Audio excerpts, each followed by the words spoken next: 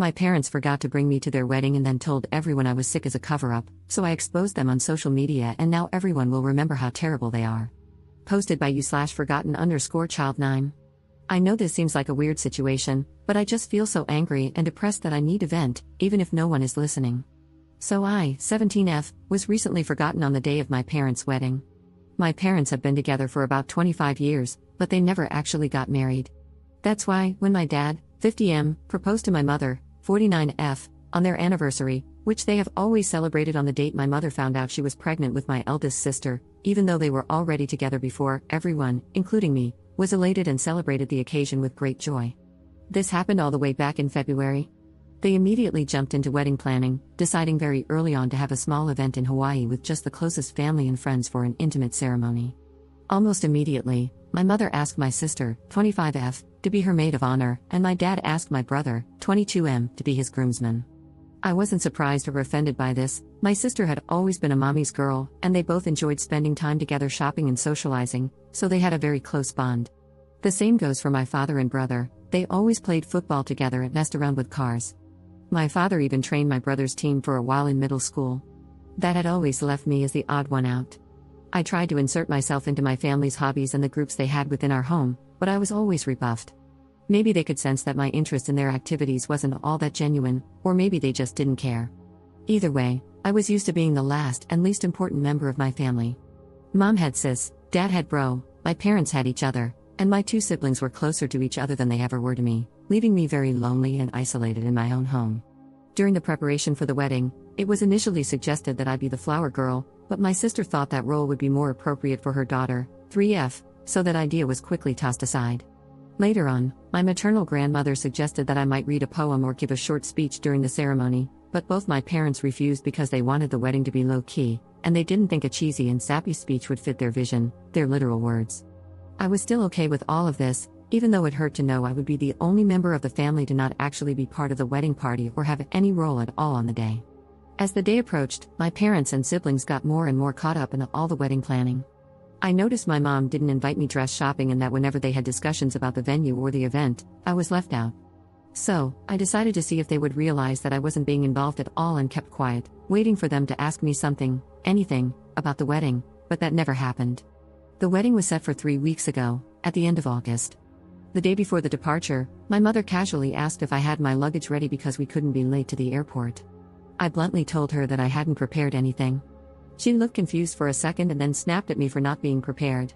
I then asked her if I even had a ticket, and her face went pale. Yep, they hadn't even bought me a ticket, and I'm not even sure if I had a room or any accommodations once there. Even though I was the only person in my family without a stable income, I work as a part-time babysitter. My parents had bought first-class tickets for my siblings and a couple of other friends attending the wedding but had forgotten me. My mom told me not to make a big deal out of it and that they could just find me a low-cost, last-minute ticket from a cheap airline, but I just replied by asking her, "Then what? Do I even have a dress for the ceremony?" She had gone with my sister to buy hers and all the other female guests months ago, but I wasn't included. That's when my father came in and told me to suck it up, saying that I've never been a girly girl, so I could just wear whatever. I got mad at this because, even though I'm not the most feminine girl on the planet, I would have loved to be included in such an important part of my parents' wedding. It wasn't about being feminine, it was about the fact that I had been excluded from everything that had been going on for months. We all got into a fight, with them calling me entitled and accusing me of making myself small intentionally so they would forget me, as if that's a valid excuse for ignoring a child. They ended up telling me that if I was going to keep this attitude, I might as well skip the whole thing altogether, to which I responded with a defiant fine, went to my room. The next morning, they all left for Hawaii without me. The ceremony was really small, but they all posted loads of pictures on Instagram and Facebook about how perfect and magical the whole week had been. People quickly noticed that I wasn't in any of the photos and asked my parents why. They replied that, unfortunately, I had caught COVID before the trip and had to stay behind. My blood boiled at this. I don't know why this was the straw that broke the camel's back, but it was. I decided to take a COVID test and posted a picture of myself holding the negative test, captioning it, "Not sick at all, just forgotten." I tagged everyone who had questioned my absence from the trip and the wedding in the picture, and, for good measure, also every person invited to it. I also wrote in the comments about how my parents had literally forgotten about me until the day before the trip and how they had actually uninvited me. Most people were on my side, while others couldn't believe it and thought there must be more to the story than what I was saying. But one thing is for certain, I completely ruined my parents' wedding, and their day was overshadowed by my confession. At first, I felt quite satisfied with myself for standing up for myself, but after a barrage of messages from my family calling me every name in the book, and later, when they came back, furiously attacking me for my immature actions and spoiled behavior, my pride deflated quickly, and I began to feel awful. I hate my family, and I hate being in this house, but I'm a minor and can't leave just yet. I do feel like I could have handled the situation better, though, and now I feel so depressed that I'm second-guessing everything I did, from not speaking up earlier to the way I exposed them. I also feel guilty about the lack of connection between my family and me, and I wonder if I could have done more. Am I wrong for ruining my parents' wedding when they forgot about me? Update 5 days later. Hi everyone, I wanted to write an update earlier, but I'm still kind of a mess at the moment. However, since my post had such an overwhelming response and so many people commented and sent me messages, I figured I should share the latest developments. First of all, let me start by thanking everyone who commented on my post and shared their own experiences or perspectives on my situation. Thank you so much. A few days ago, I could barely find the energy to get out of bed, and my family's comments had really made me believe that I was guilty for everything that had happened. But after seeing the responses to my post and all the support you guys gave me, I felt somewhat reaffirmed in my actions and feelings towards my family. I'm still fighting feelings of guilt and depression, but whenever I start to spiral, I think about how much this community of strangers has had my back, and I try to calm myself down with your words. Thanks to your input and advice, I finally decided to call my grandma and tell her the full story. Just to clarify a point before going on, I mentioned this in the comments, but I feel like I should put it here too. My grandma, 77F, did not attend the wedding. She lives several states away and has mobility issues, so she doesn't travel anymore. We visited her around Easter, and that's when she suggested I might read a poem at the ceremony, but that was the last time I saw her in person before all this. She's always been very loving to me and has called out my parents in the past for their favoritism. However, it's hard for her to play a more active role in my upbringing since she lives so far away. I'm also always worried about bothering her due to her age and health condition. She had a minor stroke a few years back and is now back to normal, but I still worry. Anyway, I called her and laid out everything that had happened with the wedding, including how my parents didn't even buy me a ticket to go with them. She came to the same conclusion that most commenters did, that it was simply impossible they had forgotten and that they did it on purpose. I cried on the phone with her, sharing how I was feeling, how this has been going on forever, how I feel in the aftermath, and most importantly, about my need to get out. She was extremely sweet and comforting, telling me I had nothing to worry about because she had my back 100%. She advised me to take it easy but to make plans for my future, and she said she'd help me. After that conversation, which lasted about 2 hours, I felt better, and I decided to follow her advice and start figuring out plans for the next school year. I have a friend who is going to lease a studio next to our future campus. She has a great relationship with her parents but has 5 younger siblings and wants to be more independent, which is why she decided to move out. I asked her if I could move in with her temporarily and told her I would pay rent as soon as I got a job. She immediately accepted and reassured me not to worry about rent or anything else until I was in a better position. We had a good cry together when I told her all about my parents' wedding incident. So, this all happened a couple of days ago, and I was planning to do the update then, but my grandma called my parents and siblings to lecture them about how they were treating me. After that, my brother sent me a half-hearted apology, saying he didn't know I wasn't included and thought I wouldn't have fun on the trip. He also accused me of posting the picture just to create drama. My sister, on the other hand, berated me, claiming I keep trying to make my personal problems public and pin them on the family when they are all innocent. It's been weird with my parents ever since they came back from the trip. At first, they were furious with me, berating me, and now we've just been ignoring each other. After my grandma called them, they came into my room, telling me that if I wanted to put this whole issue to rest, I should shut up about it and that everything could have blown over by now if I had just kept quiet. I simply asked them to leave my room, and then I called my grandma again to tell her what had happened. She told me that she and my uncle had bought plane tickets to come down and see me. This is something I'm actually scared about because my grandma's health is not the best, and this kind of effort is a lot for her. I know how complicated it is for her to get on a plane, so I tried to dissuade her from coming and told her everything would be okay, but she wouldn't listen. She said she was long overdue for a conversation with my parents and that she wanted to see me. I'm stressed for her, and I feel like I forced her to take a long, uncomfortable trip because of me. Maybe I should have dealt with this myself. I do want to see her, and I want nothing more than to hug her right now, but I'm worried about her. At least my uncle, my mom's older brother, is coming with her, but I hope she doesn't exhaust herself or that nothing happens to her, because that would break me. They arrive tomorrow and haven't informed my parents about their trip. My grandma asked me to keep it quiet until she gets here. I hope she can make my parents see the mistake in their actions or, at the very least, help me break the news to them that I'm moving out soon and plan on going no contact with them. I don't know, I'm worried about her having to do so much for me and bothering her, but I also appreciate and love her so much for doing all this for me. Second update 4 days later. Hello, sorry for not updating sooner or commenting. As you can imagine, if you've seen my last posts, it's been a busy week, to say the least. A lot of people have been messaging me and commenting on the post, and I haven't had time to respond to anyone until today. I'm sorry for that. You all have been so helpful and caring about me and my story, and it's been truly eye-opening and terrifying to see how many people have gone through similar stories of neglect and abuse. I just want to thank you all for taking time out of your day to send kind words to this internet stranger. This update will be long, so I apologize for that. I'm just going to continue where I left off. So, my grandma called me to tell me she was coming here to see me and help me out. I was really stressed about it because my grandma has a hard time traveling, so for her to take this trip meant she'd be under enormous stress, and I felt responsible since I was the one who called her. She arrived early Monday morning with my uncle, and I went to pick her up at the airport. Not gonna lie, it was a very intense and emotional moment. As soon as I saw her, I ran into her arms and broke down sobbing. I don't even know if I managed to say anything because I was crying so hard, and I had so many things I wanted to tell her. Thank you for coming, thank you for being so good to me, for having my back. I'm sorry for making you take this trip. I feel awful at home. I don't know if my parents love me, but I know you do. Am I an affair child? All of these thoughts, plus the guilt and anxiety, hit me all at once when I saw her, but she held me tight, telling me everything was going to be okay.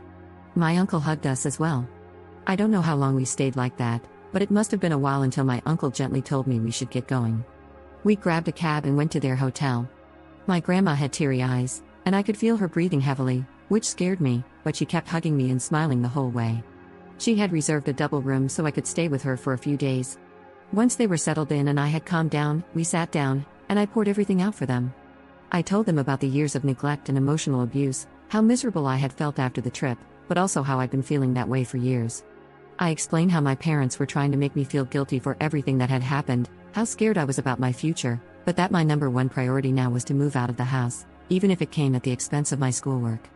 I also told them I had made arrangements to move in with my friend and was looking for a job.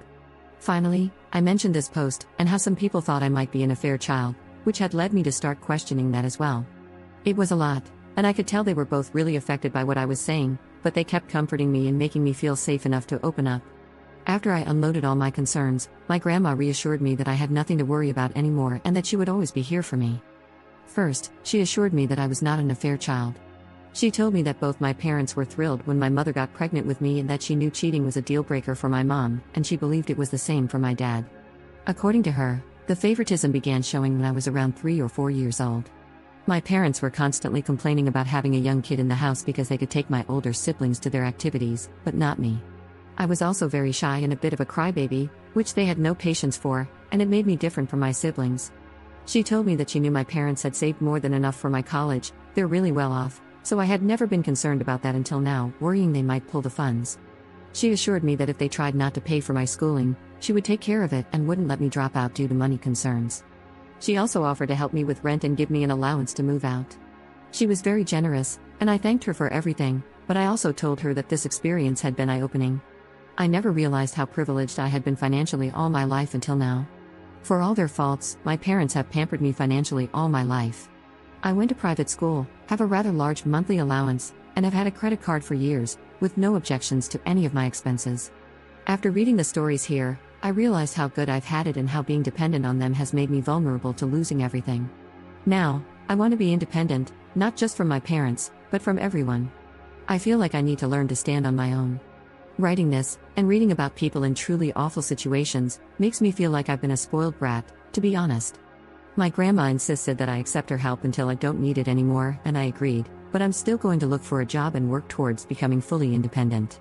We relaxed for a while at the hotel because we were all exhausted from the morning, but in the afternoon, we grabbed a cab and went to my house. My parents were extremely surprised to see my grandma and uncle with me when I walked in, but before they could say anything, my grandma told me to go pack all my essentials while they talked to them. I rushed upstairs and could hear my grandma and uncle berating my parents for everything they had put me through. At first, I heard my parents trying to defend themselves, but eventually, they quieted down. When I came downstairs with 2 suitcases and my backpack stuffed with everything important from my room, they were all in the living room. My father was beet red, and my mother was sobbing like a child. When she saw me, she extended her arms toward me, saying she was sorry, but I just said, "Save it," in the coldest tone I could muster. My dad then snapped, saying I didn't have to be a jerk, to which both my uncle and grandma immediately told him to shut up. I left the house at that moment and waited for the cab outside. At the hotel, my grandma reassured me that I wouldn't have to go back to my parents. She told me they had assured her my college tuition was never in question and that they had planned to throw me an extravagant birthday party and give me a car as an apology for the wedding mess. But my grandma saw right through it, recognizing that they were just trying to save face and coming up with these things on the spot. She made it clear that a party and a car wouldn't make up for everything they had put me through. Apparently, the moment that broke my mother was when my grandma told her that I had even questioned my paternity. My mom started crying, but my grandma told her it was no surprise, given how they had repeatedly excluded me from family events since I was a child. My grandma then told me she would ensure they made the payments to my school, but she also offered me the option to completely cut ties with them and have her cover my expenses until I could support myself. I asked her to do that. I felt bad because it's not her responsibility, but I truly don't want anything more from my parents. Although my grandma is pretty well off, she's not as wealthy as my parents. Still, she reassured me that everything would be fine and that any money going to me would simply be deducted from my mom's inheritance. The next day, we went with my friend, her parents, and my grandma to see the studio we had planned to move into. As soon as we arrived, my grandma immediately said, "Absolutely not." I knew from the pictures that the studio was small and dirty, but when we saw it in person, we found water damage, mold in the bathroom and kitchenette, and rust on the old appliances. I had figured I could live with it for a while, but the adults pointed out something that changed both my and my friends' minds. The studio was street level in a bad neighborhood, in a building that didn't seem particularly safe, with bullet holes on the walls, which I didn't even realize until my friend's dad pointed it out. So, my grandma and my friend's parents said they would help us find an apartment in a better location and cover the extra costs. Both my friend and I want to be independent, but we understand that with likely minimum wage jobs in such a high demand area, we won't be able to afford anything better on our own. The plan now is to look for a 2-bedroom apartment. My friend and I will pay what we had originally budgeted for the studio, and her parents and my grandma will cover the difference. I know it's still quite spoiled of me to expect help from my grandma, but after seeing the studio in person, I truly wouldn't have felt safe living there. My friend's parents, who were somewhat aware of what I was going through, told me that I could move in with them until we find a suitable apartment, for which I'm extremely grateful. My grandma is going back in a couple of days, and I've been staying in the hotel with her since she arrived. Apparently, my friend, her parents, and my grandma had already discussed this to make sure I had a safe place to stay until we find an apartment, which is still in the works. Since then, I've been moving the rest of my stuff from my parents' house and setting up my space at my friend's. Every time I go back, my mom keeps crying and apologizing, and even my father has said sorry, but I remain distant and cold toward them. My sister called and said that our mother was a mess and that I was a jerk for what I had done, but before she could say anything else, I hung up and blocked her. I was going to block my brother as well, but then I saw that he had sent me a very long message, apologizing over and over for everything he had done and for not realizing how poorly our parents had been treating me. He said he's been doing a lot of self-reflection since Grandma called and realized he was wrong for assuming I didn't want to go on the trip and for just allowing our parents to exclude me for all those years. I sent a brief reply thanking him for his words but told him I need space and am not ready to accept his apology. I feel like he might be genuine because he's never been nasty to me the way my sister has, just aloof. Still, I feel like I need to keep him at a distance for now. Keeping a bridge open with my family seems like the right thing to do, with everything being so fresh. Maybe in the future, he'll show me he's just as bad as everyone else, and I'll block him. But as long as he respects my boundaries, I feel better not cutting him off completely. I've also made an appointment with a therapist who specializes in neglected teens, and I have my first preliminary visit next week, again funded by my grandma. This makes me feel even more eager to find a job ASAP to take the burden off her, even though she constantly reassures me that she's happy to do all of this for me. That's where things stand right now. I'm not sure if I'll update again, maybe when I start classes or move into the apartment, but for now, I'm just trying to enjoy my time with my grandma and uncle and focus on growing, while working through the guilt and depression that have plagued me for so long. I want to thank this community once again for being so kind and helpful to me, and to everyone who messaged me with your own personal stories of getting kicked out or having to figure things out too early. You've helped me feel a lot less alone. You've made me realize that things can get better if I work hard for it. I do feel a bit spoiled for having such an amazing support system with my grandma, uncles, and my friend, but you're all right, reaching out has been the best decision I could have made. Opening up to those who love me, and to all of you online friends, has truly saved me, so thank you. I'm more grateful than words can ever express.